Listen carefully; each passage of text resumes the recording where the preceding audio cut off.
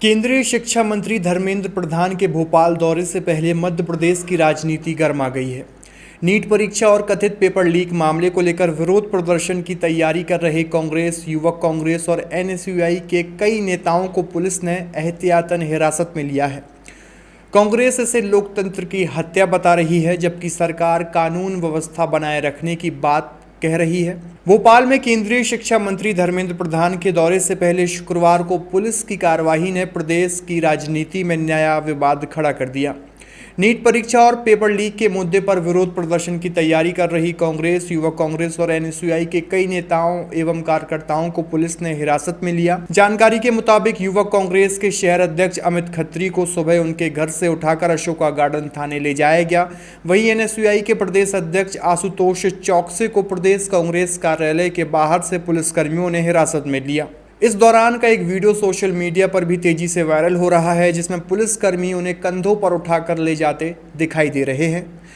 Police की कार्रवाई केवल यहीं तक सीमित नहीं रही। एनएसयूआई के प्रदेश उपाध्यक्ष अभिषेक परमार को भी उनके घर से हिरासत में लिया गया। कांग्रेस प्रवक्ता अभिनव बरौलिया समेत कई अन्य कार्यकर्ताओं को भी प्रदेश कांग्रेस कार्यालय के सामने से पुलिस ने अपने कब्जे में लिया।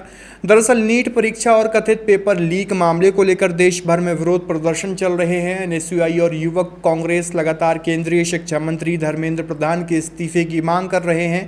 इसी आशंका के चलते कि भोपाल दौरे के दौरान प्रदर्शन हो सकता है, पुलिस ने एहतियातन यह कार्रवाई पहले ही कर दी। इसी बीच भोपाल पहुंचे केंद्रीय शिक्षा मंत्री धर्मेंद्र प्रधान ने छात्रों से अपील की है कि वे किसी भी प्रकार की अफवाहों पर ध्यान न दें और अपनी पढ़ाई पर फोकस करें। उन्होंने कहा कि 21 जून को नीट परीक्षा दोबारा आयोजित की जाएगी और छात्रों के हितों की रक्षा सरकार की प्राथमिकता है।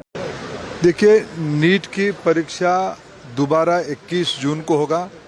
मैं आप सभी के माध्यम से नीट की सारे विद्यार्थियों को अपील करता हूं, आप भरोसा करके पढ़ाई में मन लगाइए। 21 को बहुत व्यवस्थित तरीके से नीट की परीक्षा की जाएगी। आपके माध्यम से मैं सभी को अपील करता हूं, सभी समाज की सहयोग चाहिए। एक्स्ट्रा टाइम देने की बात हाँ, तय क्या है, एनटीए ने उनको और 15 मिनट एक्स्ट्रा टाइम देने के लिए तय किया है। हालांकि विपक्ष ने इस पूरे घटनाक्रम को लेकर सरकार को कटघरे में खड़ा किया है। नेता प्रतिपक्ष उमंग सिंघार ने कहा है कि देश के करोड़ों युवाओं का भरोसा बार बार हो रहे पेपर लीक और परीक्षा व्यवस्थाओं की विफलताओं के कारण टूट चुका है। उन्होंने मऊगंज की छात्रा आकांक्षा की मौत का उल्लेख करते हुए कहा है कि यह केवल एक छात्रा की आत्महत्या नहीं, बल्कि व्यवस्था की असफलता का प्रतीक है।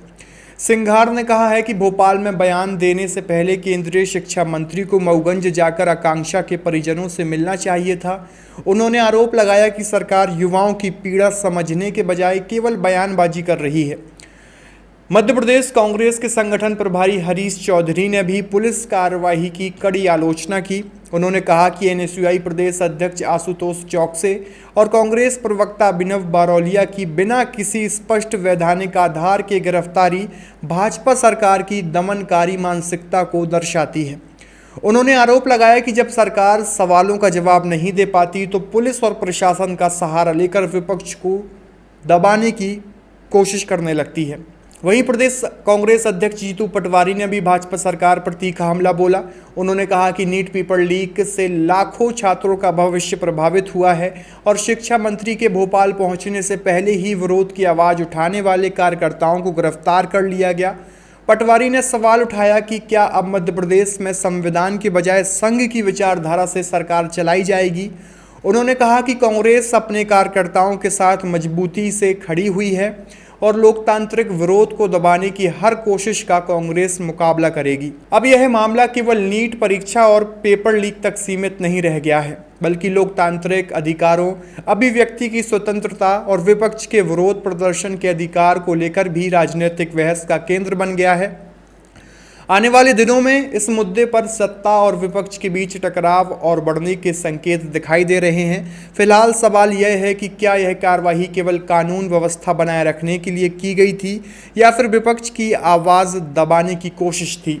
इस पर सियासत अभी और तेज़ होने के आसार हैं। आपकी इस पूरी खबर को लेकर क्या राय है, कमेंट बॉक्स में आप भी अपनी प्रतिक्रिया दीजिए और बने रहिए सबकी खबर के साथ। शुक्रिया।